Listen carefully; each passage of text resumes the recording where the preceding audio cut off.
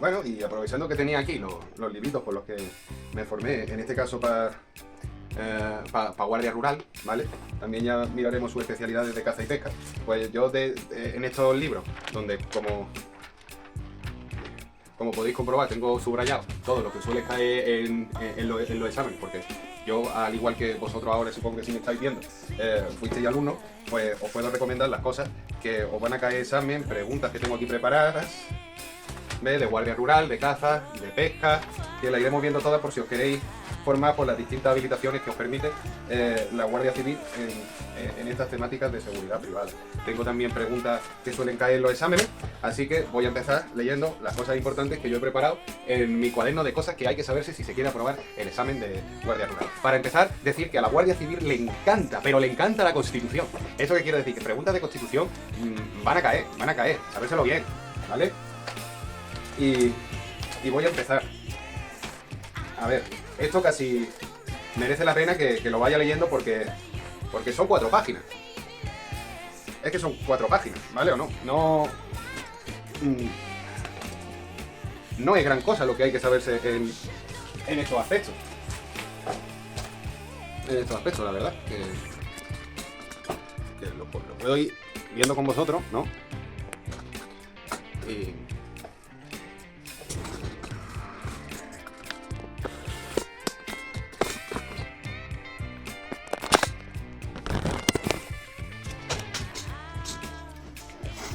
Y eso, y es importante que sepáis que todas las cosas que son o pueden ser objeto de aprobación se consideran como bienes muebles, ¿vale o no?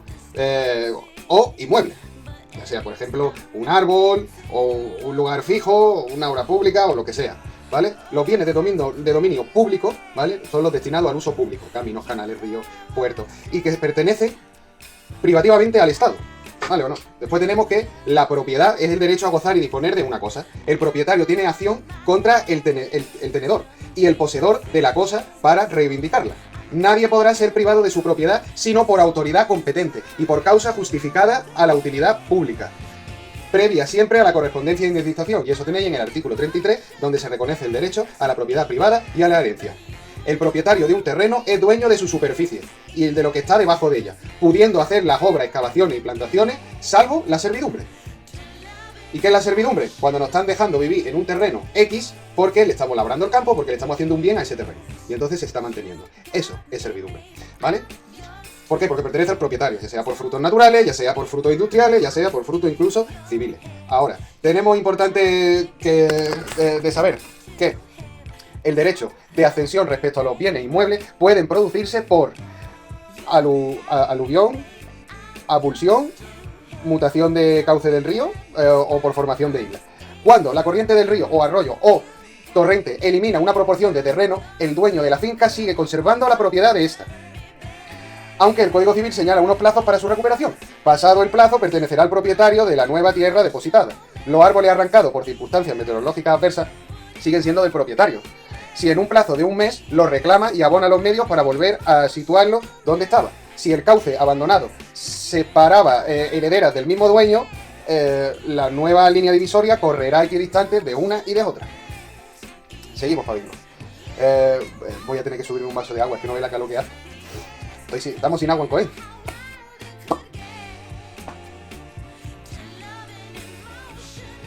El usufructo, otra cosa que nos suelen preguntar, y eso que el derecho sobre cosa ajena para usar y disfrutar de la misma, pero sin alterar la sustancia de la cosa, ¿vale o no? También hay usufructos temporales. Tienen la posesión, pero lo que no tienen es la propiedad. La servidumbre, que es un gravamen impuesto sobre un inmueble en beneficio de otro perteneciente a distinto dueño, pueden ser servidumbre en materia de aguas de paso de meridiana, de luces y visitas, en fin, cualquier cosa que podamos eso, darse por el punto menos perjudicial al paso, pero le dejamos el detalle que puedan ir hacia donde tengan el terreno, aunque tengan que pasar por lo nuestro, ¿vale? Creo que se entiende bien, ¿no? Si fuere indispensable para construir o reparar algo, también podemos meterlo en este saco, ¿vale?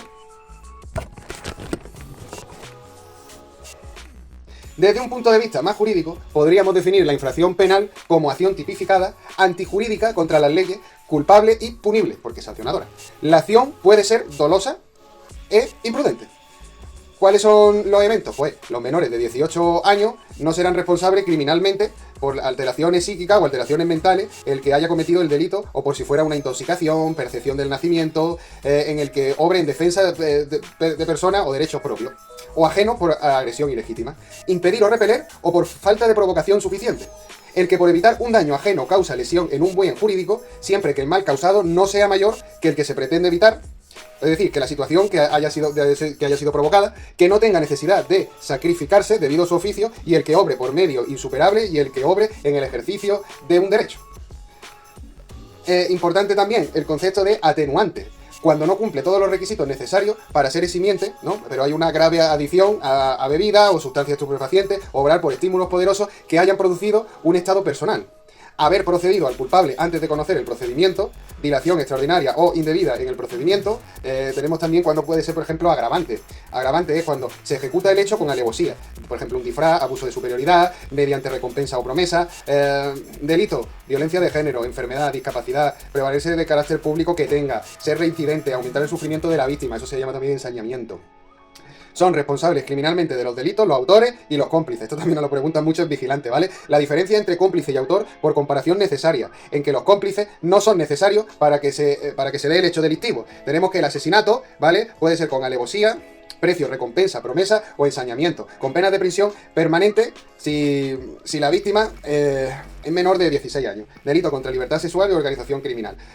Cuando es imprudente, pues el que por imprudencia grave causara la muerte de otro será castigado como reo de homicidio imprudente. Inducción al suicidio, el que induce, colabora o coopera en un suicidio será castigado. El de lesiones, el que cause lesiones corporales o salud física será castigado, siendo agravante si se utilizan armas u objetos de peligrosidad, ensañamiento, alevosía y si la víctima fuera menor de 12 años. Si la víctima es esposo o mujer o está ligado a ella, la víctima convive con el autor, ¿vale? Bueno, claro, y si estamos hablando de diferentes géneros, pues ya podría ser también un agravante, que eso no se nos daba antes. Se entenderá ininterrumpida la posición a efectos de la prescripción para la realización del aprovechamiento forestales por la indicación de expedientes sancionadores o por cualquier acto posesorio realizado por la administración titular o gestora del monte.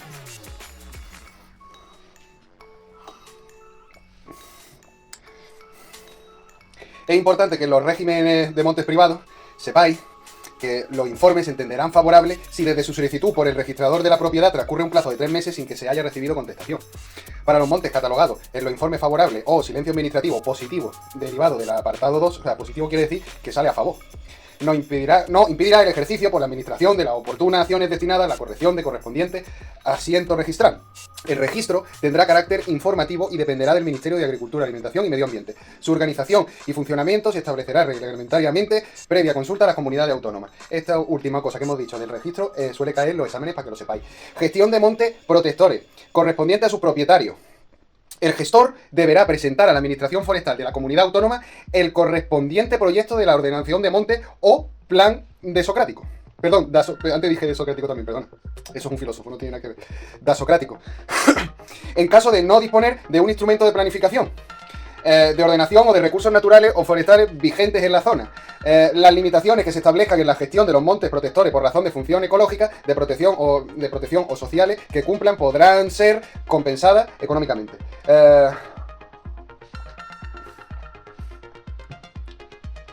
Los límites a la segregación de monte serán indivisibles, salvo por causa no impuntuable al propietario, las parcelas forestales de superficie inferior al mínimo que se establecerán las comunidades autónomas. Las administraciones públicas fomentarán las agrupaciones de montes públicos o privados con el objeto de facilitar una ordenación y gestión integrada mediante instrumentos de gestión forestal que asocien a pequeños propietarios. Son montes de socio aquella titularidad que corresponde en pro indiviso a varias personas y algunas de ellas son desconocidas, con independencia de su denominación y de su forma. Cualquiera de los propietarios de un monte puede ser socio, con independencia de cuál sea su cuota o su participación. Podrá promover la constitución de una junta gestora ante el órgano competente en gestión forestal, que convocará a instancia de parte a todos los copropietarios conocidos. La junta gestora, una vez constituida, será el órgano de gobierno y representación de la comunidad, en tanto existan cuotas de participación vacantes y sin dueño conocido, mediante comunicación a efecto a todos los demás corpropietarios conocidos, evidentemente.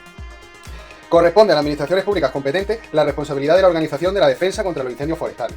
Ahora vamos a hablar de los aprovechamientos forestales, que es cuando el titular de monte será en todo caso el propietario del recurso forestal producido en su monte, incluido frutos espontáneos, y tendrán derecho a su aprovechamiento conforme a lo establecido en la normativa autonómica. Los aprovechamientos en los montes de dominio público forestales podrán ser enajenados por sus titulares en el marco de lo establecido en la legislación patrimonial que resulte de la aplicación. Los aprovechamientos maderables y leñosos se regularán por el órgano forestal de la comunidad autónoma. El distintivo profesional es un escudo español que tendrá unas dimensiones de 80 milímetros y de largo 70 de ancho. El distintivo de especialidad o función es un escudo redondo con diámetro de 75 milímetros, siendo su descripción heráldica y el lugar donde se ha de ostentarse a los que se detallan. Profesional, que irá inyectado en plástico sobre soporte de tela del mismo color que el uniforme. Descripción heráldica de oro, una montaña de sinople cargada de río de azur que la atraviesa de siniestra a diestra, y un roble con su tronco natural y su copa de sinople aclarada situada en el abismo. Bordura en gules. Lugar donde ha de ostentarse la parte superior de la manga izquierda a 9 centímetros, que ponga la especialidad, y se utilizará solo distintivo. Y la función. El distintivo de especialidad de guardia rural de campo irá inyectado en plástico sobre soporte de tela del mismo color del uniforme e incorporará en la misma pieza el número de tarjetas de identificación profesional, siendo su descripción heráldica y el lugar de la colocación lo siguiente. Descripción heráldica de oro, una montaña de sinople cargada de río azul que le atraviesa de siniestra a diestra, y de un roble con su tronco natural y su copa de sinople aclarada, situada en el abismo. Bordura en gules, con la leyenda guardia rural en sable, componada de una pieza en plata sobrepuesta con una leyenda que pone guardia particular de campo en sable. Todo esto os lo preguntan, ¿eh? Esto cae todo, ¿eh? Lugar donde ha de ostentarse. Dicho distintivo se mostrará permanentemente en todas las prendas exteriores del uniforme. Parte de ella superior izquierda, correspondiente al pecho, irá pegado, cosido a 2 centímetros por encima de la costura superior del bolsillo izquierdo. Para los guardias de caza irá inyectado en plástico sobre soporte de tela del mismo color del uniforme e incorporará en la misma pieza el número de identificación personal, siendo su descripción heráldica y el lugar de colocación lo siguiente. Descripción heráldica de gules, una trompa de caza de oro con la enmanteladura diestra, carpada de una cabeza de ciervo natural mirando a la diestra y a la siniestra, cargada de una perdiz también al natural y mirando a la diestra.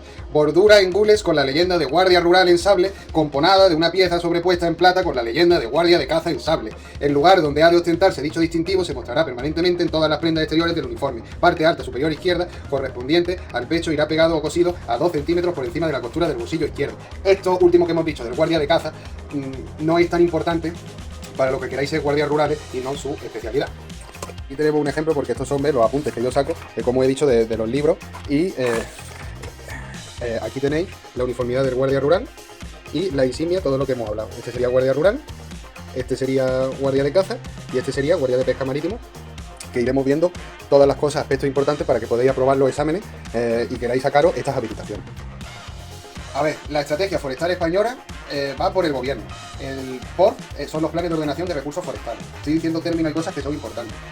Épocas de peligro. Peligro alto, que es del 1 de julio al 30 de septiembre. Peligro medio, que es del 1 de octubre al 31 de octubre. Y peligro bajo, que es del 1 al 30 de enero y hasta el 1 de abril. Tenéis el triángulo de fuego, que es combustible, oxígeno y calor, que eso lo pueden preguntar también. Tenéis el comburente, que es el agente que se combina con el combustible dando lugar a la combustión. Tenéis el combustible, que es la sustancia que es capaz de experimentar una reacción de combustión en presencia del comburente.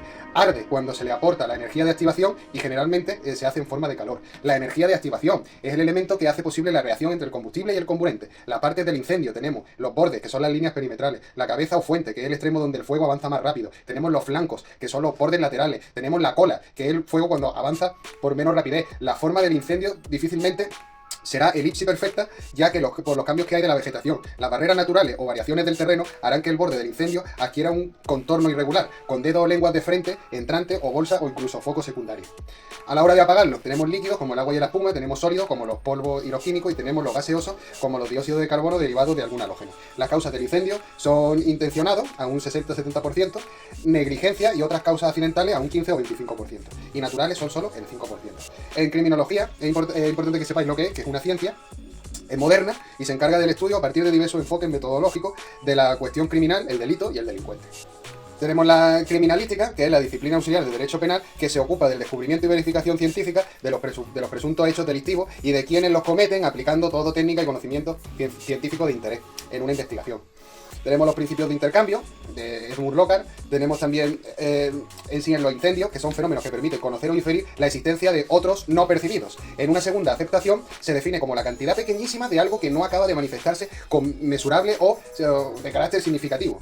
Tenemos lo que son los indicios, que son fenómenos que permiten conocer e inferir la existencia de otros no percibidos. En la segunda acepción se define como la cantidad pequeñísima de algo que no acaba de manifestarse como mensurable o con significado. El rastro, que es en el sentido policial se llama a los rastros, a los vejestorios, señales e indicios que deja una cosa con contenido en un lugar concreto. Este es el motivo de que en ocasiones usemos indistintivamente los términos indicios y rastros referidamente. La diferencia estriba en que los indicios pueden ser circunstancialmente inmateriales y el rastro siempre es algo físico o corpóreo, de tal manera que el rastro es siempre un indicio, pero un indicio puede no ser un rastro. Incluso la suma de indicios puede ser un rastro. Ya por ejemplo pusimos el ejemplo del jabalí, que vemos huellas de jabalí en el campo, nuestro huerto está con huellas de jabalí destrozados, perdidos, y decimos vamos a seguir las huellas. Y al seguir las huellas nos damos cuenta de que en la vegetación pues puede verse que hay heces, ¿no? Eso podría ser una prueba. ¿Por qué? Porque es un hecho irrefutable de que había un jabalí, pero no el sujeto que queremos nosotros. Porque podemos ver también distintas huellas de jabalí más chiquillos, de encontrarse el nido. Entonces no tenemos, tenemos indicios de que ha sido un jabalí, pero no podemos decir ha sido este jabalí, es el acusado,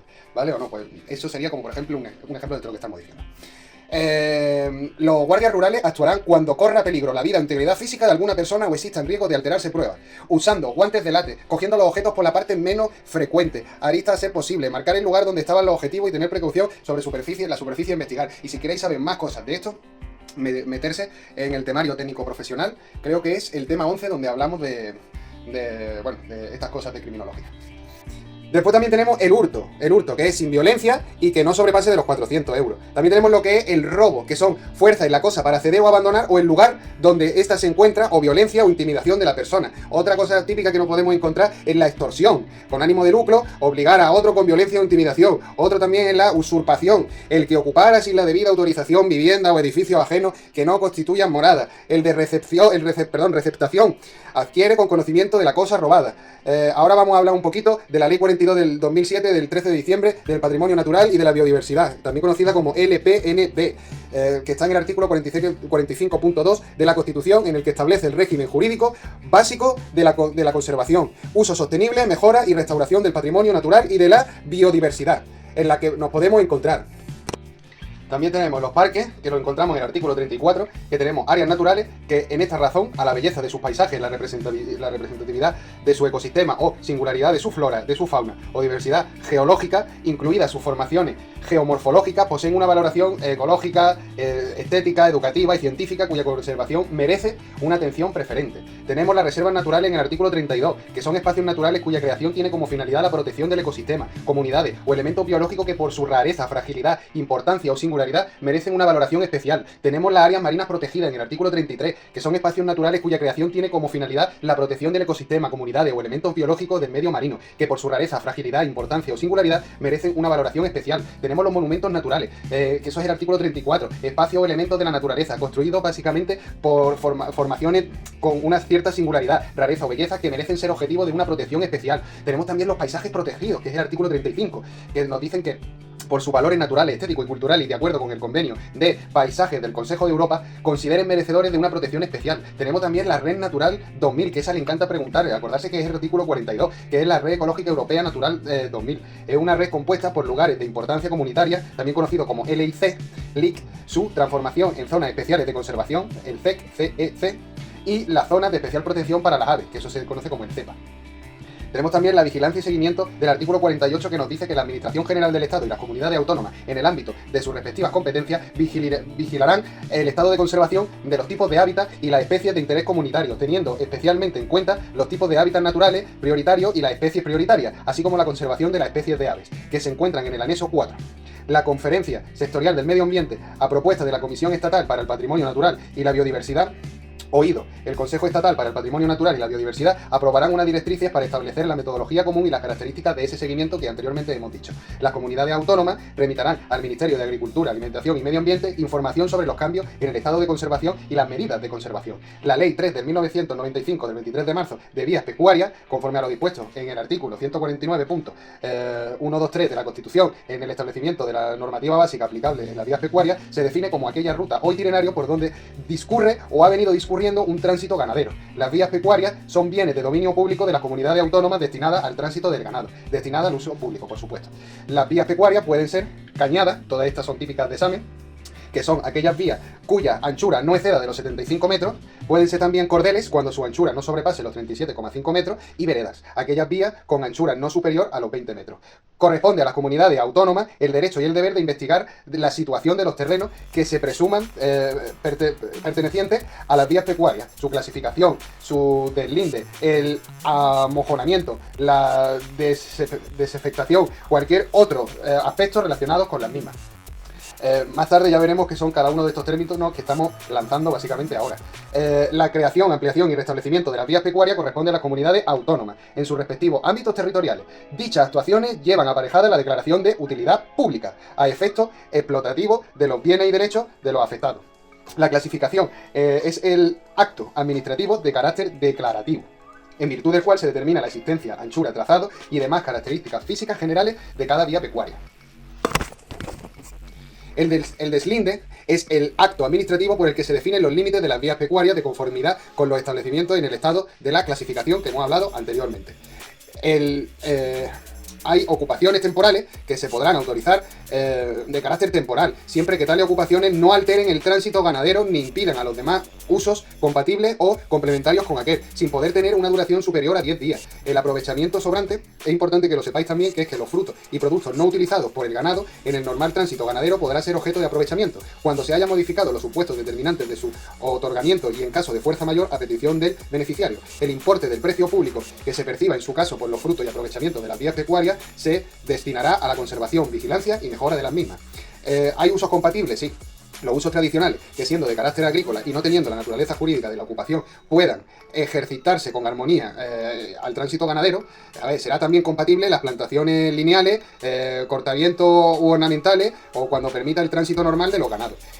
Los usos complementarios, pues las prácticas del senderismo, la cabalgada y otra forma de desplazamiento deportivo sobre vehículos no motorizados, siempre que representen la prioridad del tránsito ganadero, que es aquí el foco fuerte de la cuestión. Tenemos la Red Nacional de Vías Pecuarias, en las que se integran todas las cañadas y aquellas otras vías pecuarias que garanticen la continuidad de las mismas. Las acciones o omisiones que infrinjan lo previsto en la ley de las vías pecuarias ganaderas es responsabilidad de la naturaleza administrativa, sin perjuicio de la exigencia en vía penal, civil o de cualquier tipo de orden, sin perjuicio de las sanciones penales o administrativas que en cada caso procederán. El infractor deberá reparar el daño causado. Tendrá como objetivo dejarlo en la medida de lo posible, la restauración de la vía pecuaria al ser y estaba previsto por haber cometido dicha agresión. Esas infracciones penales se dividen en leve, menos grave y grave. Esto es muy importante, ¿eh? La administrativa en muy graves, graves y leves. La sanción penal excluirá a la administración en el caso que se aprecie la identidad del sujeto, del hecho y del fundamento. Las sanciones administrativas contra lo dispuesto en la presente ley de vías pecuarias prescribirán en un plazo de 5 años las muy graves, en 3 años las graves y en 1 año las leves. Estas cosas que estamos hablando de las sanciones son muy importantes y las suelen preguntar. Y eso, y que la comunidad autónoma está más que nada para instruir y resolver. Ahora vamos a hablar de una serie de definiciones también muy importantes, como puede ser el aislamiento, que es la separación de los animales afectados o infecciosos, impidiendo el contacto directo o indirecto. Tenemos también la contaminación, que es la presencia de agentes patógenos en el medio o en los distintos vectores. Tenemos también la declaración oficial, que es un anuncio público dictado por la autoridad gubernamental, dando cuenta de la existencia de un número de casos en lugar de presentación de la enfermedad epizootica y medidas adoptadas para combatirla.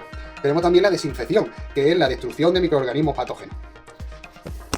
Tenemos también la desertización, que es un método de acción para destruir ratones. Tenemos también el empadronamiento, ¿no?, que es un registro de los animales enfermos y sospechosos en la zona infectada. Tenemos también la enfotía, que es la enfermedad infecciosa o parasitaria de poca difusibilidad, presente en una región de modo persistente o periódico. Tenemos la epizootia, que es la enfermedad infecciosa o parasitaria de los animales que determina un aumento notable y relativamente rápido del número de casos en el mismo lugar, región o territorio. Tenemos la extinción, que es un anuncio público dictado por las autoridades gubernamentales de haber desaparecido una epizootia en una zona que fuera declarada oficialmente infectada. Tenemos también la ganadería de sanidad comprobada, que es aquella cuya explotación se lleva a cabo tomando las medidas higiénico-sanitarias impuestas por la legislación vigente y se hayan sometido a la comprobación directa del Estado. Tenemos también la infección, que es una penetración y desarrollo de microbios patógenos en el organismo animal. Tenemos la infestación, que es la ingesta y desarrollo de parásitos de organización superior en un animal doméstico. Tenemos la inmunidad, que es la resistencia específica en un animal frente a una infección determinada.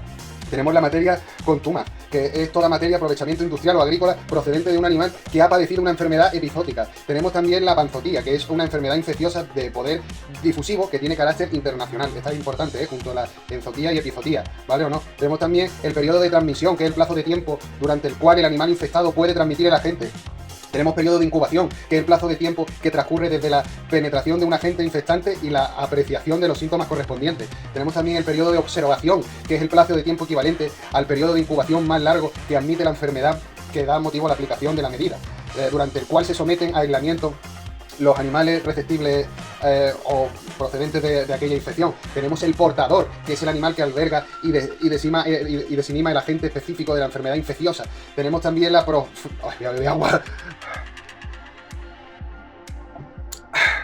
profilaxis, que es la protección de los animales frente a las infecciones. Tenemos también lo receptible, que es el animal que puede padecer una infección determinada. Tenemos el secuestro, que es el aislamiento riguroso del animal en un local cerrado para que no se expanda. Tenemos también los sospechosos, que son animales que, ofreciendo buen aspecto sanitario, ha tenido relación o contacto directo con otro infectado o parasitado. Tenemos también la vacunación, que es el acto por el cual se promueve una inmunidad activa en un animal con fin profiláctico mediante la aplicación de antígenos específicos. Tenemos también el vector, que son los medios animados y toda clase de objetos contaminados que transportan agentes patógenos. Y tenemos también la zoonosis, que es la enfermedad propia de los animales. El vector y la zoonosis también la preguntan mucho. También tenemos que para asegurar la eficacia de las medidas establecidas, será preciso para la circulación y transporte del ganado que esté fuera del término municipal de su residencia, su previo reconocimiento facultativo por los veterinarios titulares. En caso de existir alguna epizotía de gran poder difusivo que amenace la ganadería nacional, se prohibirá la circulación y salida del ganado receptible de las provincias afectadas.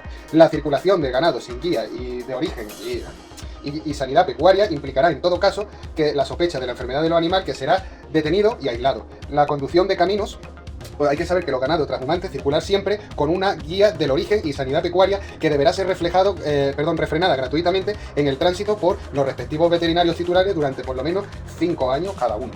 Es muy importante también que sepáis que si durante la transhumancia del ganado se declarase en esto alguna enfermedad sospechosa de ser epizótica, el dueño o mayoral lo pondrá enseguida en conocimiento a la autoridad municipal del término donde se halle, al aparecer los primeros casos. El alcalde dispondrá que el ganado sea reconocido inmediatamente por el veterinario titular, y si el reconocimiento resultante comprobase la existencia de una epizotía, procediendo a la detención del animal y a su aislamiento.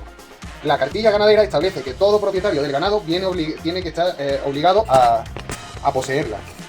Tenemos también que no permitiéndose a sí mismo la entrada del ganado en ferias, mercados, concursos, exposiciones y mataderos, ni tomar parte de los ganaderos en subastas y adjudicaciones de pastos, si no van provistos de dicha carta ganadera. Es lógico, ¿no? La ley 8 del 2003, del 24 de abril de Sanidad Animal, en adelante LSA, joder, parece una droga, tiene por objeto el establecimiento de las normas básicas y de coordinación en materia de sanidad animal, la regulación de la sanidad exterior en lo relativo a la sanidad.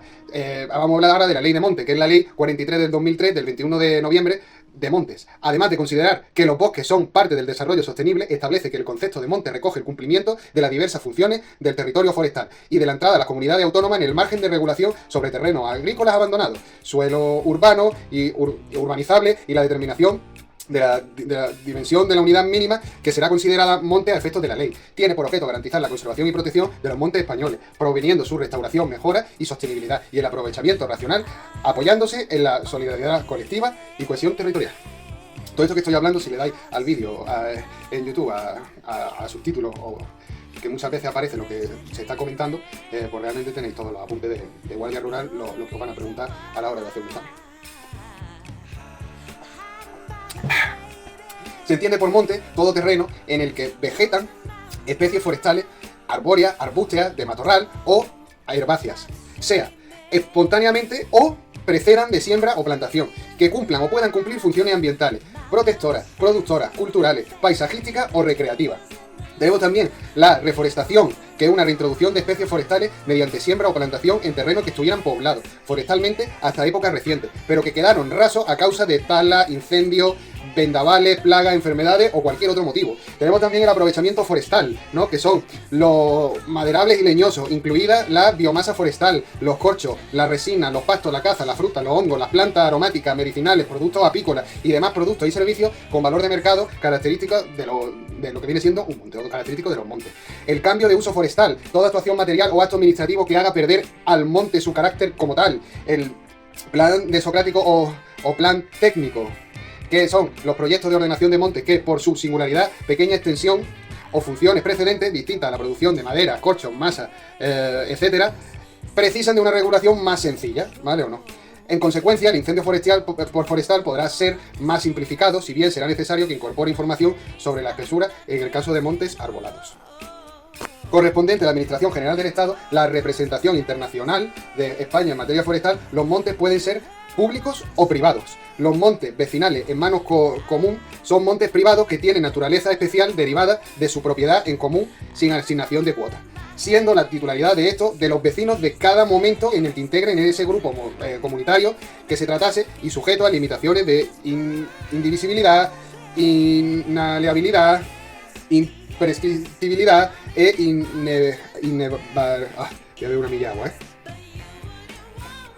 inembargabilidad. Que parece que no, pero está todo el rato hablando, ya se le traba una la lengua. Los montes de dominio público forestal son inalienables, imprescriptibles e inembargables, y no están sujetos a tributo alguno que grave su titularidad. Y ahora vamos a hablar del catálogo de montes de utilidad pública, que es un registro público de carácter administrativo en el que se inscriben todos los montes declarados de utilidad pública. La inclusión y exclusión de montes en el catálogo de montes de utilidad pública y la llevanza de este corresponde a las comunidades autónomas en sus respectivos territorios. Las comunidades autónomas darán traslado al Ministerio del Medio Ambiente de las inscripciones que practiquen, así como las resoluciones administrativas y sentencias judiciales firmes que conlleven modificaciones en el catálogo. La usurpación o prescripción adquisitiva de los montes patrimoniales solo se dará mediante la posesión en concepto del dueño.